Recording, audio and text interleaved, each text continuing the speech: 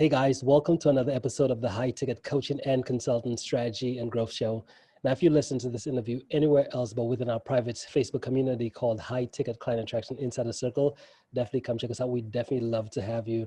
And that community was put together specifically for coaches, consultants, and service providers who are serious about getting up to that 6 and that 7-figure level. I think about maybe a couple of days ago, we just hit 7,000 members. So if you're not already a member, definitely come check us out.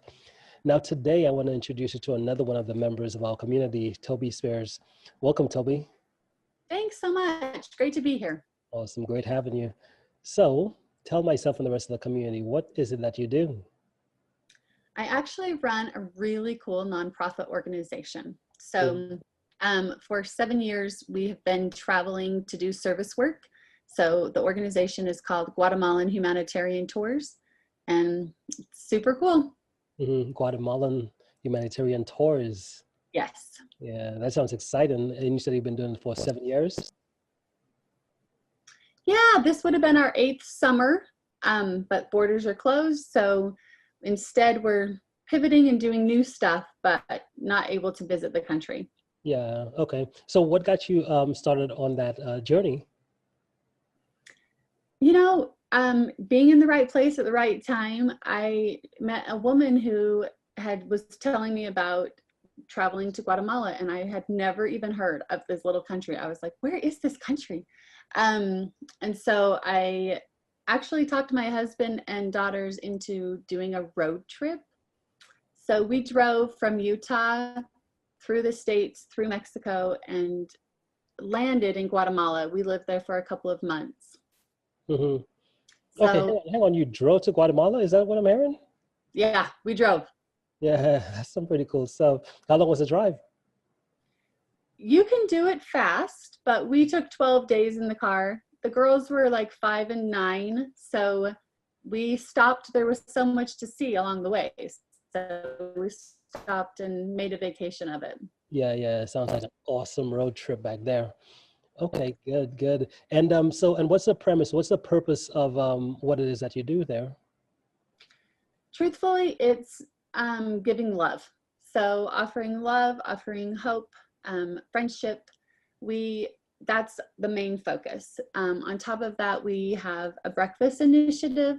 So we have sponsors that are sponsoring our kiddos, doing a free breakfast program. We've got sponsors that are sponsoring an educational program. So the kids go to school, it covers uniforms and school supplies. When we're in the country, it's kind of like being Santa Claus or Mrs. Claus. Mm-hmm. We're handing out donations. So we visit orphanages, we visit midwifery clinics, we visit hospitals and schools. We hand out items that people really can use.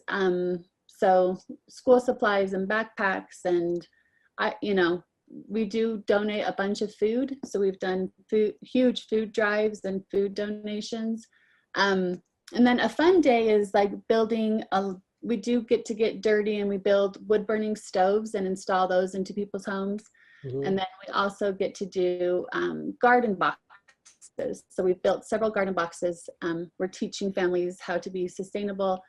Guatemala doesn't actually freeze. So they have like this ideal, amazing climate where they can grow all year long.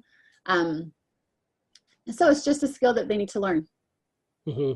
Okay, good. And you said for 7 years, and you go back there despite excluding this year, you've been going out there 7 years. How long is the typical the stay when you go over there? We're in country for 11 days. Mm-hmm. So I like to show off the country because it's such a cool country and there's so much to see.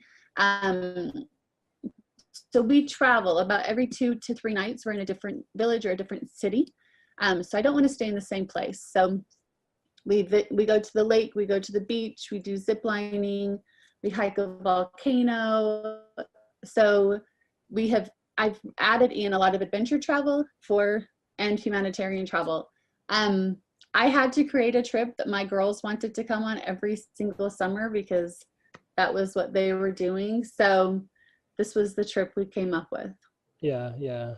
So now, and COVID-19, I guess it threw a wrench in kind of like the gears right now, right? Oh yeah. Yeah, but you know what? I have an amazing team on the ground. So we are able to do so much, even though I can't actually be there. The program is still moving and like doing really cool stuff. Yesterday, we were able to unveil our first legacy library. So a young kid was killed in an automobile accident, and his family reached out to us and wanted to do a legacy library. So we got to build that in our preschool. Just like super cool way of leaving a legacy for the family. And so they just said that we made what would have been just a tragic day. Yesterday was Diego's 23rd birthday, so we unveiled it on his birthday. What would have been a tragic, sad day full of joy and happiness. So that was super fun. Yeah. And when do you guys go there the same time every year? Or does it rotate? Typically we've done every summer. So typically we do a July trip. And then I also have a fall trip where we do so it's it's like just specific. They have a large kite festival. And then that's when the turtles are hatching and being released out into the beach. So we've got fall, because they're seasonal. So we do different cool, fun things in the fall too. Mm-hmm. Awesome. And Yeah. so I guess what's that vision that you see in terms of what's next? What's next? Mm-hmm. So truthfully, our preschool started this year. So we have 19 kids in our preschool. After all of the reading I've done and studies and statistics, we've just focused on children 3 and under. Mm-hmm. So we're working really hard on kids as far as brain development, word development, IQ, nutrition. We have a doctor coming to the school once a month to just do checkups to make sure our kids are growing. They're eating 30 meals a day, 30 meals a month. They're just 30 minutes like, a day. I was like, goodness. that's a lot, right? Yeah. So we have started small so that we can scale up. So the plan is to create a program where we can add students and add sponsors every year. So I see us building a little school down there. I see us having more and more sponsors and more kiddos. We just have to start at the very beginning of life so that we can educate the children, educate the parents. And what we're doing is building a community that supports each other. This is not just about one person doing all the work. The moms are involved. We've got moms volunteering every single morning, and they're out there cooking tamales over open fire. I mean, the school, we don't have a fridge, we don't have like a stove, but they're out there doing it how they would traditionally with an open flame, preparing meals for all of our kiddos. Now, did you guys build a school? No, so we have started our school inside our teacher's home. So we have the entire main floor is the school. And then we've built garden boxes on the roof so that we've got 3 garden boxes with vegetables growing, and we've got chickens that are not yet hatching, laying, but they are growing and getting bigger. So we are starting to like really build this awesome community and keeping costs very low. 100% of every dime that a scholarship that a donor pays goes directly to our students. So none of the money is going to the teacher or myself. So we're very conscious of how we spend our money. So right now we're staying small. We're staying like inside her home. Okay. And how does someone become a part of what it is that you're doing on your end? A million ways. So we're on Facebook, Guatemalan Humanitarian Tours. We're on LinkedIn. We're on, all of the social media sites. Our website is ghtours.org. And so I've got so many different opportunities. If businesses are involved, if they're interested, we can have business donations. What I've received are in-kind donations. For the last couple of years, I've received tens of thousands of dollars of in-kind donations that I am able to sell those. So if, like a company has excess backpacks or sleeping bags or like an item that they just don't want, they can send it to me. It's a huge tax write-off for them. And then I'm able to sell it at like less than half price. And that has funded our projects for 2 years. We've been able to do that. It's been amazing. Mm-hmm. What do you call those types of donations? You said in-kind donations? In-kind donations, What does that mean? Just what you explained there? Yeah, instead of a monetary donation, it's like a physical item. Mm-hmm. Yeah. Okay. Yeah. Awesome. So, Awesome. yeah, so we're a legit 501c3. We can help you with a tax write-off. We can help you with all of that. And every dime of it's going directly to our kiddos. So we're making a difference, and it's going to be super cool. Mm-hmm. Awesome. Have you always thought about around these lines as far as doing projects like what you're currently doing? What's your background? Yeah, so when we first went to Guatemala, this was never going to be a thing I did. So my background is like political science, sociology, and then I became a mom. I worked with women and children as a postpartum and birth doula for the last 13 years during like birth and postpartum period. So I've always wanted to support women and children, and I think this was like the most natural way to do it, because we all were changed so dramatically by our first experience in Guatemala. We got to see people that don't eat. We got to see people that live on houses with dirt floors and tin roofs, and it changed the way that me and my children and my husband look at the world. So I wanted that every year because you need a refresher. Like you can easily forget and get back into your bubble, and it's all about me, me, me. So I needed a refresher every year. So this is how we've come up with the process. Mm-hmm. Okay. What about with the actual initiative and as far as your communication back and forth with individuals in Guatemala? How often are you in contact? Daily. Oh, daily. Yeah. Mm-hmm. I get pictures of the kids every single day. We've got a private Facebook group for our sponsors only. The sponsors are getting a photo of their kiddo and monthly updates through email on the kiddo that they're sponsoring. Yeah, I see what they're doing very, very often. Mm-hmm. Yeah, that's some awesome stuff as well too, because it's like when you as you go through life, especially life in the U.S. and stuff, to where it's not as bad, or it's really not that bad as other countries.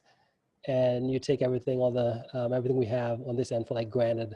But when you really pay attention to what's really going on in other countries, you start realizing like, holy goodness, like there's something we all could do, right? There's something we all could contribute in some way. And I think it's such a powerful purpose, it's a powerful cause, because it's something that's way bigger than yourself.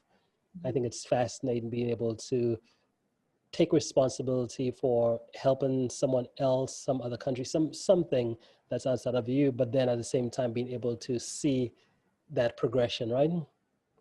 Yeah, it's so exciting. It is so exciting. I want to see these kids go to university. Like that's the goal. We're going to change their lives. They're going to go through school. They're going to be empowered. They're going to be educated. We have programs to educate their parents. We have all sorts of really life-changing ideas that can easily be implemented. So we're going to change their lives, and I can't wait for our first kiddos to go to university. Yeah. Okay, good. Do you see yourself doing this for the rest of your life? Yes, it scares my husband, but yes. Why does it scare him?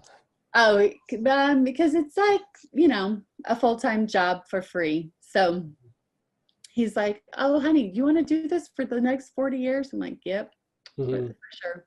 So yeah. And that's, oh, go ahead. No, it's good for all of us. It's good for the soul.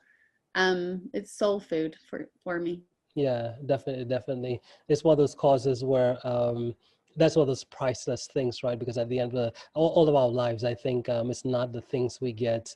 It's more based on what do we contribute and being able to look back and see like that's something, although some people will see it as far as, well, why would you do that? You're not getting paid, all that type of stuff. But at the end, the wages, as you said, it's food for the soul, right? Hmm. Yeah. Yeah. And I think that's the legacy that we want to leave. I want to leave that legacy for my children, that it's not always about what I can do for myself, but who I can serve. Hmm. Are you planning on writing a book about this? Good question. I've been speaking to a publisher, yes. Yeah, I think this would be an awesome story as well too. Oh, that's awesome. Yeah, I'm not a writer, so I need some help with that. Yeah. hmm Okay, good, good, awesome, awesome. So, what would you say, based on where you are right now in your life, your business, and what you got going on? What's one habit you'd say you've really practiced that's helped you get to your level of success today? Um, Truthfully, it's having like gratitude. It's hmm having a grateful heart. So I wake up in the morning and I'm grateful for the life that I have and the love that I've surrounded myself with and the family that I have. And it's a positive outlook. So even when things are tough, it's like, okay, there's a different way of looking at it. You can look at it like, oh, poor me. Or you can be like, all right, it's time I got to fix this. Yeah. So, Have you always been on this type of path, or was there at some point where you weren't where you are today and something shifted for you and said, this is my path? my mom taught us how to give. So it was just instilled at a very young age. My mom raised us as a single mom. We lived on welfare. We lived on Section 8 housing. We did not drive nice cars. We had very little as far as like financial means. And every year for Thanksgiving, we would go to the homeless shelter and donate food and serve. And every holiday season, we would do the 12 days of Christmas and go out and find families that had it worse off than us. hmm And sometimes that was hard because we were, you know, we did not have a lot. And my mom had 6 kiddos. Um, so there was always some way that we could serve. And my mom instilled that in us. So yeah, I mean, I did like my first homeless coat drive like in 7th or 8th grade and got the whole school involved and the newspaper came. And so I think I've always enjoyed that. I've always enjoyed giving back. And I like watching lives change. So I do that in homes. I work inside other people's homes as a postpartum doula. So I get to do that. I get to work, intimately with families and help their relationships, help their babies. So I just enjoy it. hmm So you use a word I'm not too familiar with. You call it postpartum doula. Hmm. What is that? So postpartum doulas work with moms and families after a baby is born. hmm So we're inside their homes. So we're helping with newborn care, mom care, and house care. We're being an extra set of hands to support the family to function healthy, healthy and happy. hmm So that's what I do for a job. That actually pays me. Okay. So yeah. Yeah. Awesome stuff. Awesome stuff. Okay, good. And you said there's a ton of ways for individuals to get to help. So are there any specific individuals you're looking for to that you think would be a great fit for them to be able to become a part of this? I would love, so I have an amazing board on, with all my awesome board members, but I could use a financial guru, or a grant writer would be super cool if somebody is interested in teaming up with us as far as that's concerned. I don't have the name of a specific person, but I do have the thing is that we're open to anyone. So a corporation, if they wanted to make a team building trip, we can take them down to Guatemala, do a team building trip. there's studies that show that when you are traveling outside of your norm, then your synapses are firing faster and memories are created at a higher rate and a more substantial rate. And so when you get out of your bubble through travel, then you're able to like really integrate with, change your relationship, change your mindset, and be in the moment. So anyone who wants to take a trip with us, if anyone's interested in doing a financial donation or an in-kind donation, like I am happy to brainstorm. I will make it happen. Or we do have lots of sponsorship opportunities. So our sponsors are $37 to $119 a month. And so lots of sponsorship opportunities if somebody would like to get involved. And then they can come with us and they can come meet their kiddo at our preschool in Guatemala. Awesome. Now, and what's the best way for them to be able to connect and reach out if they needed to do this? You can find me on Facebook, Tobie Spears. You can find us on Facebook, Guatemalan Humanitarian Tours, or on our website, ghtours.org. And all of my personal contact information is on any of those sites. Awesome. And guys, if you're watching this interview on the live or the replay, the links Tobie just mentioned to get connected with her, they will either be right above or below this video. So you can click and get connected right to her. Well, Tobie, hey, thank you so much for making the time to be here and sharing with myself and the community what it is that you've been up to and what you do. Do you have any final thoughts before we end? I'm grateful for you. Thank you so much. I'm grateful to have this time, and I'm grateful to share what we do. This is our message. And so the more people that hear it, the better. So reach out if you have any interest, any questions or comments. I'm happy to brainstorm with anyone interested. Awesome. Love it. Love it. Well, again, thank you for stopping by.